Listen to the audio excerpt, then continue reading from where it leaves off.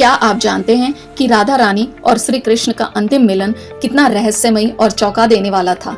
इस कथा के बारे में बहुत कम लोग जानते हैं और जो जानते हैं वे भी इसे पूरी तरह नहीं समझ पाते। सामान्य लोग यह सोचते हैं कि जब कृष्ण द्वारका चले गए और राधा वृंदावन में रह गई तो दोनों का मिलन वहीं समाप्त हो गया।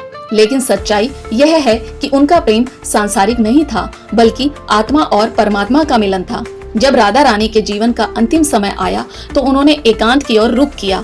कहा जाता है कि उन्होंने वृंदावन और बरसाने से दूर जाकर एक ऐसे स्थान पर समाधि लेनी शुरू कर दी जहां चारों ओर केवल शांति और आध्यात्मिक वातावरण था। उनके हृदय में केवल एक इच्छा शेष थी कि वे अपने प्रियतम श्री कृष्ण की बांसुरी की धुन सुनते हुए इस शरीर का त्याग करें। कथाओं में वर्णन मिलता है कि जैसे ही श्री कृष्ण को यह आभास हुआ, वे स्वयं राधा के पास पहुँचे। उन्होंने अपनी प्रिय बांसुरी उठाई और ऐसी मधुर धुन छेड़ी कि पूरा वातावरण गूंज उठा। वृक्ष झूमने लगे, पक्षी मौन हो गए, नदियां थम सी गई और चारों ओर एक अलौकिक शांति छा गई। राधा ने अपनी आंखें मूंद ली और बस कृष्ण के स्वरूप को अपने मन में समाहित कर लिया। धीरे धीरे वे समाधि में चली गई और योग बल से अपना शरीर पंच तत्व में विलीन करने लगी। कहा जाता है कि कृष्ण तब तक बांसुरी बजाते रहे जब तक कि राधा की आत्मा उनसे एकाकार नहीं हो गई। उस क्षण कृष्ण की आंखों से अश्रु बहने लगे।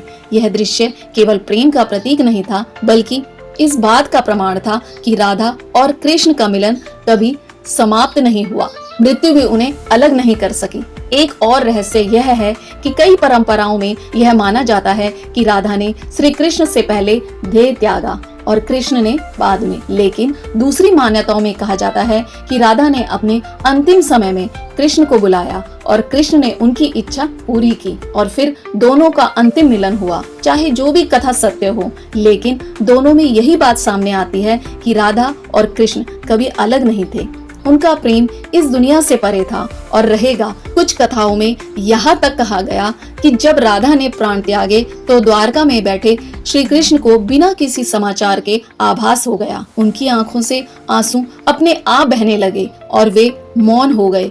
यह केवल आस्था या विश्वास नहीं, बल्कि आत्मिक जुड़ाव का वह अद्भुत उदाहरण है जिसे समझना किसी सामान्य इंसान के लिए लगभग असंभव है। राधा और कृष्ण की इस कथा का गूढ़ रहस्य यह है कि प्रेम केवल शारीरिक नहीं होता, बल्कि आत्मा का होता है।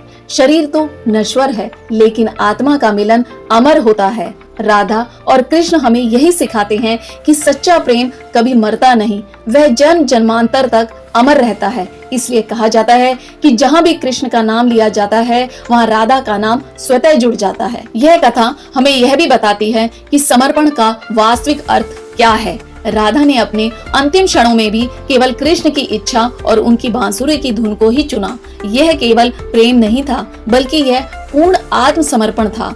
आज भी जब कोई भक्ति में कृष्ण की बांसुरी की कल्पना करता है तो उसे राधा का समर्पण याद आता है। राधा और कृष्ण का यह रहस्य केवल एक कथा भर नहीं है, बल्कि यह आध्यात्मिक जगत का वह सत्य है जिसे समझना हर किसी के बस की बात नहीं।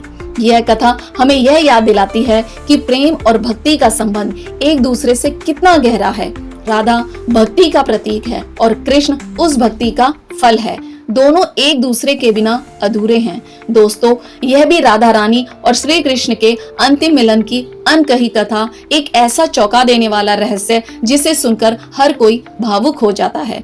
अगर आपको भी इस कथा ने छू लिया हो तो ऐसे और आध्यात्मिक रहस्यों और गुप्त कथाओं को जानने के लिए जुड़े रहिए ज्ञात ज्योति चैनल के साथ। जय श्री राम।